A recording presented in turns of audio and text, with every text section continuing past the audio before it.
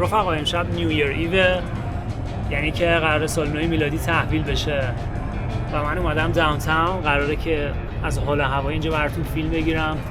بعدش میخوایم بریم یکی دو تا خونه خیلی باحال هستش که چراغونی کردن و اینا، اونا رو میخوام بهتون نشون بدم و آخر شب هم که قراره از فایرورک با درونمون فیلم برداری بکنیم.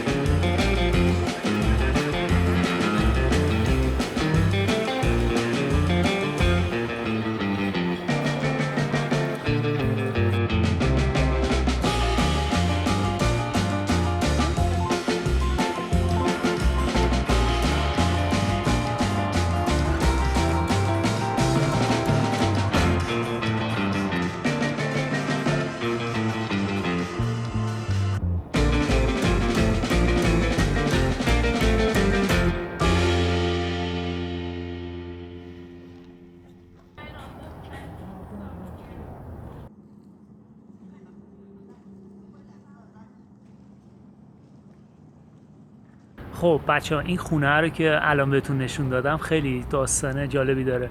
صاحب اینجا خیلی آدم شادیه، کلا توی همه مناسبت ها مثل هالووین و نمیدونم سال نو، کریسمس و دیگه، عرضم به حضور شما که هر چی که فکرشو بکنین این میاد دکور میکنه خونه‌شو، چراغونی میکنه و از خیلی جاهای مختلف میان فقط با اینجا عکس بگیرن. ولی امروز همونطور که میبینین خیلی خلوته، به خاطر اینکه من که داشتم میومدم اینجا دیدم تمام خیابونای منتهی به اینجا رو بسته بودن پلیسا و به خاطر اینکه از این پشت من همونطور که ملاحظه می‌کنین پشت داونتاونه و در واقع از همون پایین قراره فایرورک انجام بشه و خیلی میومدن اینجا به خاطر فایرورک، واسه همین کلا بستن و الان اینجا خیلی خلوته.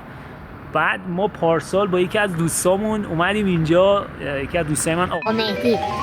بعد آقا ما دیرم رسیدیم، آتیش بازی هم که ندیدیم هیچ. وقتی که میخواستیم برگردیم یه جوری تو ترافیک گیر کردیم، حدود 2 ساعت و نیم 3 ساعت راهی که 10 دقیقه بود و ما تو ترافیک موندیم. بعد خلاصه اون بر من یه درس عبرتی شد که توی شب سال نو هیچ موقع با ماشین اطراف داونتاون اینا نیام. الان هم که میبینین من اینجا ماشینمو یه تقریبا 3-4 کیلومتر اونورتر پارک کردم، پیاده اومدم. حالا باید بریم خونه درون رو برداریم و منتظر بشیم ساعتهای تقریبا 11:45 11:50 آماده باشیم که از فایرورک فیلم برداری بکنیم. دیگه من اینجا نمیام، از همون خونه خودم درون رو هوا میکنیم و این کار خودشو میکنه.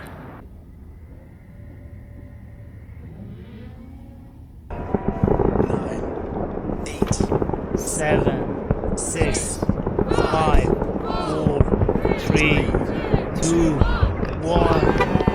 هپی نیو ایر بچه‌ها، سال نو میلادی مبارک.